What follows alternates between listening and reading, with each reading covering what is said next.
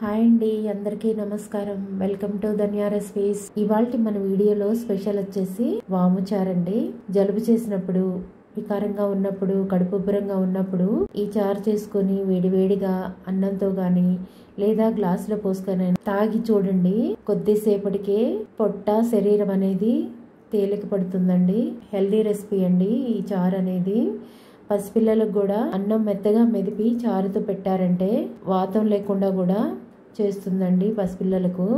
ఇది పసిపిల్లల దగ్గర నుంచి పెద్దవాళ్ళ వరకు కూడా అందరికీ ఆరోగ్యకరమైన చారండి.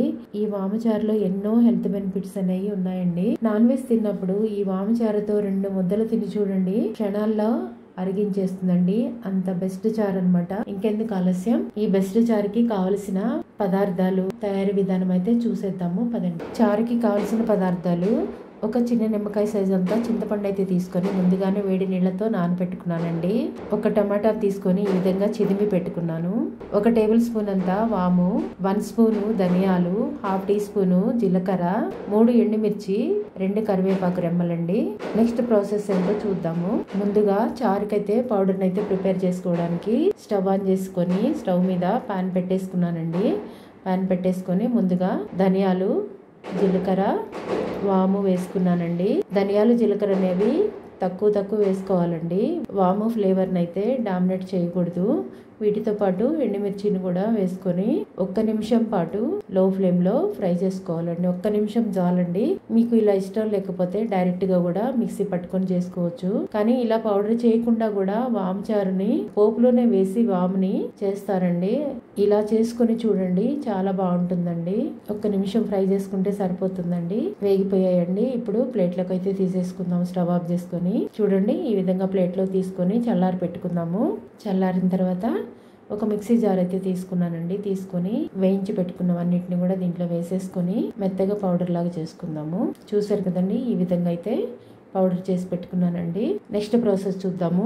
ముందుగానే ఒక బౌల్ అయితే తీసుకున్నానండి చారు పెట్టుకోవడానికి. 1.5 లీటర్ వాటర్ అయితే వేసేసుకున్నాను. ఆ తర్వాత చింతపండు రసాన్ని కూడా వేసేసుకున్నాను. వేసుకొని కొద్దిగా పసుపు, కొద్దిగా సాల్ట్ పౌడర్, మనము రసం పౌడర్ ఉంది కదండి, ఆ పౌడర్ అంతా వేసేసుకున్నాను. టమాటా ప్యూరీని కూడా దీంట్లో వేసేసుకున్నానండి. కొంచెం వీడియో అనేది కొంచెం మస్కగా అనిపించింది, అందువల్ల ఇవన్నీ చూపించలేకపోయానండి మీకు. అన్నీ వేసేసుకున్న తర్వాత ఇప్పుడు స్టవ్ మీద అయితే పెట్టేసుకున్నానండి. స్టవ్ ఆన్ చేసేసుకొని మరొకసారి చెప్తున్నానండి, కరివేపాకు రెమ్మలు కూడా వేసుకుందామండి. మరొకసారి చెప్తున్నాను, 1.5 లీటర్ వాటర్ వేసుకొని, నేను ఒక 4 మెంబర్స్ మాత్రమే తయారు చేస్తున్నాను. 1.5 లీటర్ వాటర్ వేసుకొని, చింతపండు రసం వేసుకొని, టమాటా ప్యూరీ వేసుకొని, రసం పౌడర్ని అలాగే పసుపు, సాల్ట్ని కూడా వేసేసుకున్నానండి. వేసేసుకొని లో ఫ్లేమ్లో ఒక 15 మినిట్స్ అయితే మరిగించుకోవాలండి. చూసారు కదా, చారు మరుగుతుంది. కరివేపాకుని తుంచకుండా ఇలాగనే వేసుకోండి. లేతవి అయితే వేసుకోండి. కరివేపాకు రెమ్మలు అనేవి లేతవి కాదు, ముదురువి కాకుండా వేసుకోండి. బాగుంటుంది ఇలా వేసుకుంటే.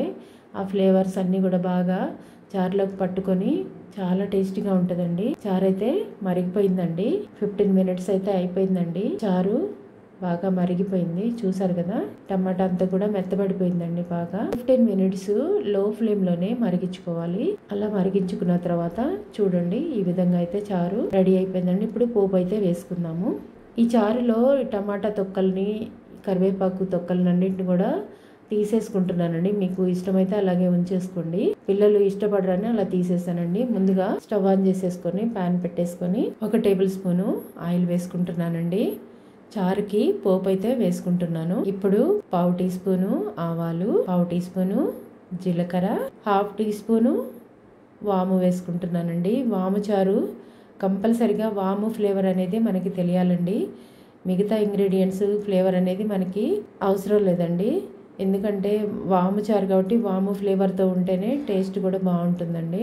అందుకని కొంచెంగా వేసుకున్నానండి మిగతావి కూడా. ఇప్పుడు ఇవి చిటపట్లాడిన తర్వాత ఒక చిన్న ఉల్లిపాయని కట్ చేసుకొని వేసుకుంటున్నాను. ఉల్లిపాయ అనేది కంపల్సరిగా వేసుకోవాలండి. 5-6 వెల్లుల్లి రెబ్బలు దంచి పెట్టినవి వేసుకున్నానండి. ఆనియన్స్ బ్రౌన్ కలర్ వచ్చేంత వరకు ఫ్రై చేసుకుందాము. ఈ ప్రాసెస్ అంతా కూడా లో ఫ్లేమ్ లోనే చేసుకుందాము. నేను చూపించిన విధంగా మీరు కూడా ట్రై చేయండి, చాలా బాగుంటుందండి ఈ చారు అనేది. వాము చారు ఆంధ్రాలో ఎక్కువగా చేస్తారండి ఈ చారుని. చూసారు కదా, ఈ విధంగా బ్రౌన్ కలర్ వచ్చిన తర్వాత ఆనియన్స్ ఒక 2 ఎండుమిర్చి, కొద్దిగా కరివేపాకు కూడా వేసుకుంటున్నాను. ఈ పోపు అంతా కూడా బాగా ఎర్రగా వేగాలండి. అలా వేగితేనే ఈ వాముచారుకి మంచి రుచి వస్తుందండి. అందువల్ల ఈ పోపు అనేది మంచిగా ఫ్రై చేసుకోండి. నేను చూపించిన విధంగా చారు గిన్నె అయితే పక్కన పెట్టేసుకున్నానండి. ఈ విధంగా అయితే ఫ్రై చేసుకోవాలండి. ఇప్పుడు బాగా పోపు అనేది మంచిగా వేగిపోయింది. ఇప్పుడు చారులో వేసేసుకుందాము. మరలా ఈ స్టవ్ మీదకి మార్చేసుకొని ఈ పోపు అంతటిని కూడా చారులో వేసుకుంటున్నాను. 1 గంట చారు అయితే తీసుకొని ఈ పోపు వేసిన దాంట్లో వేసుకొని అదంతా కూడా కొంచెం అలా కదుపుకొని అదంతటిని కూడా దీంట్లో వేసేసుకుందామండి. ఒకసారి ఇదంతా కూడా బాగా కలిపేసుకుందాము. కలిపేసుకొని కొద్దిగా ఒక 2 రెమ్మల కొత్తిమీర మాత్రమే వేసుకుందాము. ఎక్కువ వేసుకోవాల్సిన అవసరం లేదండి. చూసారు కదా చారు ఎంత బాగుందో, చాలా టేస్టీగా కూడా ఉంటుందండి.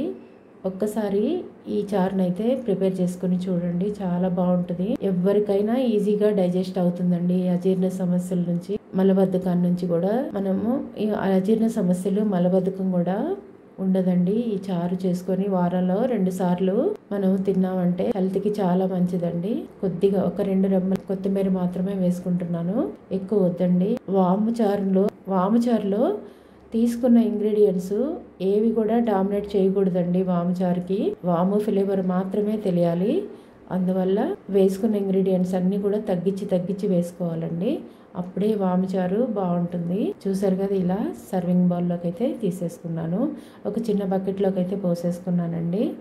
వేడిగా వాముచారు అయితే రెడీ అయిపోయిందండి. తప్పకుండా ఒకసారి ఈ విధంగా ట్రై చేసి చూడండి. చాలా బాగుంటుందండి వాముచారు. ఇలా చేసుకొని గ్లాసులో వేసుకొని తాగేసినా కానీ చాలా బాగుంటుంది. లేదంటే అన్నంతో కూడా తినొచ్చండి. పిల్లల దగ్గర నుంచి పెద్దవాళ్ళ వరకు కూడా అందరికీ కూడా ఆరోగ్యమేనండి ఈ వాముచారు. తప్పకుండా ట్రై చేయండి. తప్పకుండా ట్రై చేసి మీ ఫీడ్బ్యాక్ అనేది నాకు ఇవ్వండి. ఈ వీడియో మీకు నచ్చినట్లయితే లైక్ చేయండి, షేర్ చేయండి, సబ్స్క్రైబ్ చేసుకొని పక్కనున్న బెల్ ఐకాన్ని క్లిక్ చేయండి. Thanks for watching.